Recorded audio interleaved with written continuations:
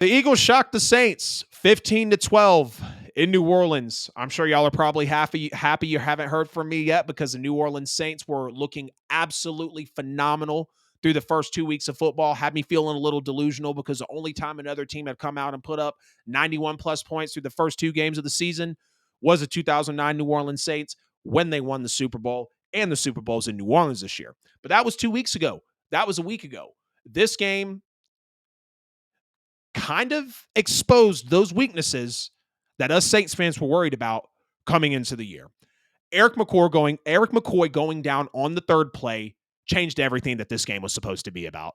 This game showed how important a center on your offensive line is. Why do you think everyone was hemming and hawing about Jason Kelce retiring and the praise that Cam Jurgens is getting replacing him? Why do you think when Max Unger retired from the New Orleans Saints, people were nervous? Your center is your quarterback of your offensive line, if that makes sense. Quarterback calls an audible, center's helping the other linemen make adjustments. He's pointing out potential blitzers. He's communicating with the quarterback. He has to know the most of the schemes for any offensive lineman on the team. So that was a big change for the Saints. And if you didn't know, Eric McCoy and Lucas Patrick per PFF were the highest graded linemen in the NFL.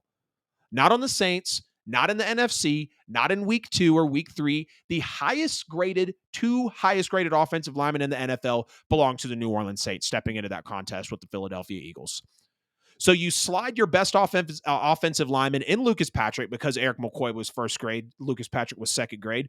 You slide your best offensive lineman to center, even though that's not necessarily a strength of his. And again, that's not easy. And you bring in Oli Udoh. And that exposes the already thin and previously questionable New Orleans offensive line. Because we knew they had to take Taliese Fuaga. We knew that with Ryan Ramczyk more than likely missing most of the season, it was going to be tough. And I did not have extremely high hopes for the Saints coming into the year. Yes, I knew Klint Kubiak was going to be that savior for us, and it showed through 2 weeks. But it shows that the offensive line depth is basically non-existent. It's thin. I mean, the run lanes, the pass protection, it just wasn't there, which in turn ruined the play calling all around. Speaking of the atrocious play calling, did Klint Kubiak turn into Pete Carmichael for this game? I understand your center's out and that throws off everything, but there was absolutely zero creativity on anything. I mean, by the end of the third quarter, why are you still running the football? And I'd said earlier in, about the end of the first, midway through the second, end of the second, and maybe in the beginning of the third, I'm kind of understanding. I'm telling my buddy Darby that's watching it with me, you keep pounding it up the middle because you're looking for that Rashid Shaheed deep shot over the backside. You're looking for that Chris Olave. You're looking for that play action where Derek Carr is so efficient, he gets to set his feet with protection in the pocket and deliver like he's done to Shaheed for the last couple of weeks. You got to love it, but you can't love it when your offensive line is completely thrown out of whack. You just can't. And why are we running Derek Kamara? That's how it felt. Why are we running Alvin Kamara up the middle like he's Derrick Henry? The run was not there. The run should have been given up on. I know your defense is pitching a shutout through basically 4 quarters. You're up 3-0. But you're getting dominated in the trenches, and that doesn't allow anything. Minimal pre-snap motion, not too much play action at all. I mean, it was just unrecognizable New Orleans Saints offensive play compared to the first 2 weeks. Outside of the deep shot to Rashid Shaheed, which should have been caught, it was barely underthrown by Derek Carr, but it did bounce off Shaheed's chest. So Carr did well enough. Derek Carr was super ineffective with the pressure on him, and then he throws a horrible interception to end the game. I don't really even care for the play call because all you have to do is go down the field and get a field goal to tie. You don't even have to get a field goal to win. Just get a field goal to tie. And here comes the blitz up the middle. Derek Carr throwing pressure off his back foot, interception, and there's the game. Vintage Derek Carr under pressure to end the game moment. I'm not asking him to be perfect. I'm not asking him to scramble outside the pocket. But just don't make that throw. Throw it deep out of bounds. Scramble out of the pocket and throw it out of bounds. Live to see another play. I mean, that's what we come up with. That's what we run when we need a field goal at home as a number one offense. Again, Eric McCoy going out, it changed everything because Vic Fangio and Jordan Davis and Jalen Carter and Brandon Graham and Zach Bond gave us hell. No other simple way to put it. So I'm going to give a major shout out to Vic Fangio. Excuse me. I praised the Eagles big time for hiring him this year, and it definitely showed in this game. I knew Vic Fangio was going to be phenomenal because the Eagles defense was the worst in the NFL last year statistically. Maybe they were 31st in yards, but they were damn sure 32nd in points, or vice versa. They were not good statistically. And when Miami let go of Vic Fangio, I said, damn, Miami just had a formidable defense this year. I mean, turnovers, points allowed, yards allowed, number of interceptions. I mean, go look at the video on the channel. I praised Vic Fangio going to the Eagles. And Vic Fangio put on a masterclass in this game. An absolute defensive masterclass. That is how you coach defense in the NFL. Now, yes, he had the privilege, the benefit of the best offensive lineman in the NFL through 2 weeks going out and sliding a guy who hasn't played center all that much. I think oddly enough, the Bears brought him in to play center, but the Bears are the Bears, right? You slide him over to do his best, and you just absolutely go to town. You eat the Saints up. Rashid Shaheed had 0 catches. They said, you can beat us anywhere else, but you're not beating us with the deep ball and Rashid Shaheed. And we got one look at it. He saw that it was there. Fangio locked that up, and we never had another downfield shot to bring it back into the game.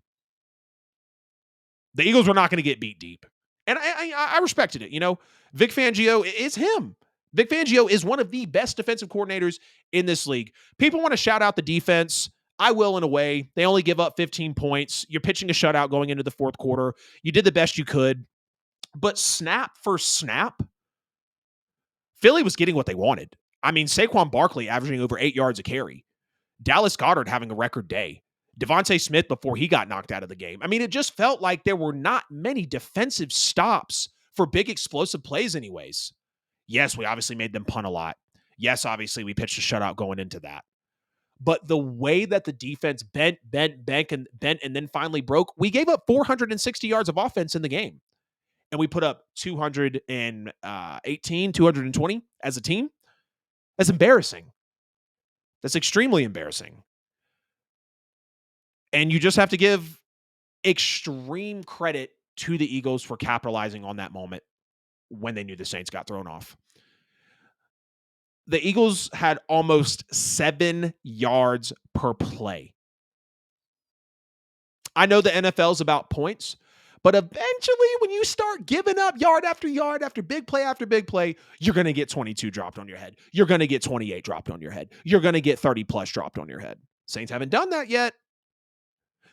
But it could have been an indicator because, again, the league had tape on us through the first 2 weeks with the offense, and the league definitely has tape on us now to be able to see how we play defensively. Dallas Goedert again with a career day and the backbreaker on 3rd and 16. Saquon, 17 carries for 147 yards, 2 touchdowns and the extra point. This was with no A.J. Brown and no Devontae Smith, who got hurt later in the game. Imagine what could have possibly happened. I mean, Jalen Hurts threw for over 300 yards. There was a ton of big plays from his arm, and the defense just bent a ton through 3 quarters and finally broke in the 4th. What pisses me off so bad, though, is the Eagles wanted to give the Saints this game. They had 2 horrible 4th down attempts that we stopped both times. They could have went for field goals both times while they were down, but chose not to. You pick Jalen Hurts in the end zone, you strip sack him, you block a punt, and the Saints didn't do shit with it. They lost the game. You basically stole 5 possessions and lost the game. Dennis Allen passing on the field goal after the block punt is absolutely inexcusable and shows who he is as a coach. A horrible situational football coach. It reminds me of when we were up 17-0 in the 4th quarter on the road last year against Green Bay, and we lose to Jordan Love, who had not nearly hit his stride yet.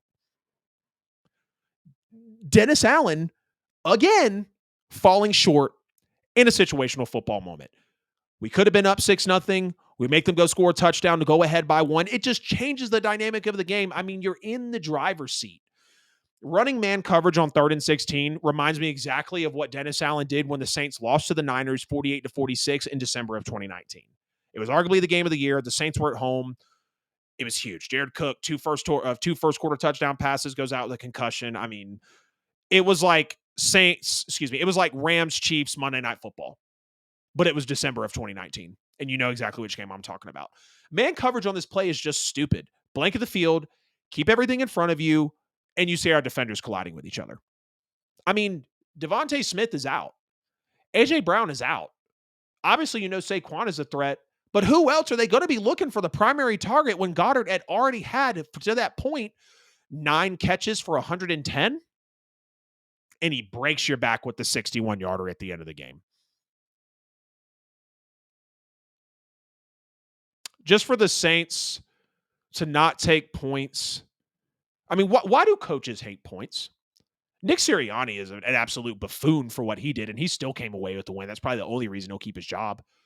But if the Eagles would have lost this game, you're possibly looking at Nick Sirianni not being an employed man in the NFL today. It's just what it is, because it was bad coaching on both sides. Now, people want to say the Devontae Smith hit was dirty. He was still up. The refs didn't blow the whistle.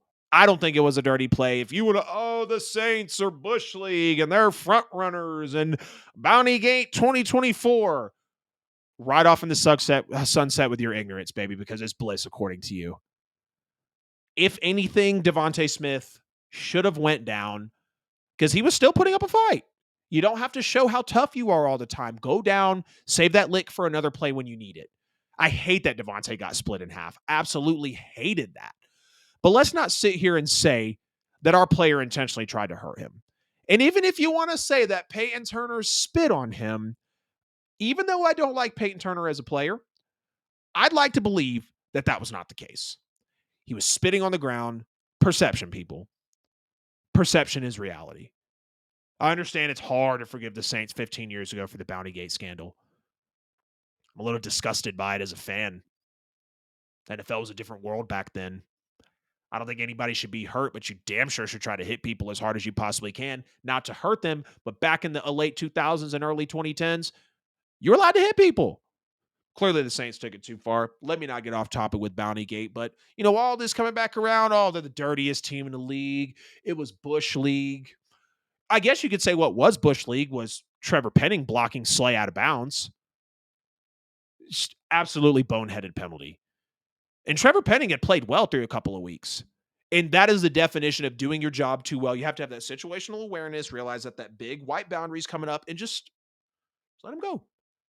Push him to the side, let him go. Morally, I have no problem with an offensive lineman putting a corner on the bench because he's blocking him so hard. Literally blocking him to the second row of the stands. You can't do it in the NFL when it's a prime third down run for Alvin Kamara around the side to get out there. So we learned a lot about the Saints. Derek Carr is still the same Derek Carr under pressure. The thin offensive line is now rearing its ugly head. And if the offensive line in the trenches can't get set, Kubiak might not be able to do his thing. And on top of it all, Cam Jordan plays his career lowest snap since being with the New Orleans Saints. I think this is Cam's last year. Cam, I've loved what you've done for us. I hate that you came over just a little after we won the first Super Bowl. I hate that we couldn't get you back to the second one, despite being in position umpteen times. But you know what, man? You've served an amazing role with us, and I'll always love you for being a Saint, Cam. You were one of the true players for life in this wild NFL. But Saints have a lot to learn. They fall to the Eagles 15-12 at home, fall to 2-1, and they go on to play Atlanta this Sunday, which thankfully I will be there at that game.